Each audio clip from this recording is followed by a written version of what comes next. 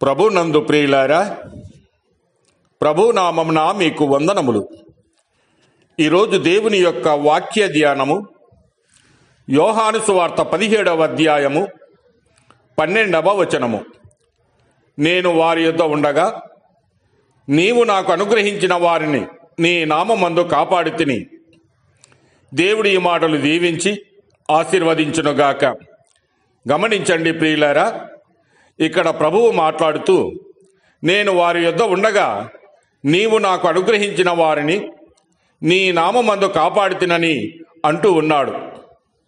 మన కష్టకాలంలో నీ గురించి ఆలోచించే వారే నిజమైన స్నేహితులు. ఎవరెవరో మన జీవితంలో ఏ పరిస్థితుల్లో ఎలా ప్రవర్తిస్తారో తెలుసుకోవడానికి కూడా దేవుడు కొన్ని కష్టాలను అనుమతిస్తాడు. ప్రతి ఒక్కరిని నమ్మడం మంచిది కాకపోవచ్చు. పరిస్థితులు, వ్యక్తులు, ప్రాంతాలు మారినా ఒకే విధముగా ప్రవర్తించేవారే నిజమైన క్రైస్తవులు. అవసరాన్ని బట్టి మాటలు మార్చేవారిని, క్షేమం కోసం ఇతరులను వదిలివేసే వారి విషయము జాగ్రత్త పడాలి. మనుష్య స్వభావములో ప్రేమ కంటే ప్రతీకారమే ముందు ఉంటుంది. మనము గెత్సేమనే తోటలో ప్రభువారి స్థితిలో ఉన్న శిష్యులపై కోపం చూపేవాళ్ళమే, కానీ ఆయన అలా చేయలేదు. నాకు అప్పగించిన వారిని కాపాడుతునని ప్రార్థించిన ఆ ప్రభు 18వ అధ్యాయంలో గెత్సేమనే తోటలో శిష్యులను రక్షిస్తూ మీరు నన్నే వెదుగుతున్నారని, అయితే వీరిని పోనీయుడని చెప్పి వారిని కాపాడాడు. ప్రభువారు ఎప్పుడు తన గురించి కాదు, తనను వెంబడిస్తున్న వారిని గురించే ఆలోచించేవాడు. ఇది క్రైస్తవునిలో ఉండవలసిన ప్రధాన లక్షణం.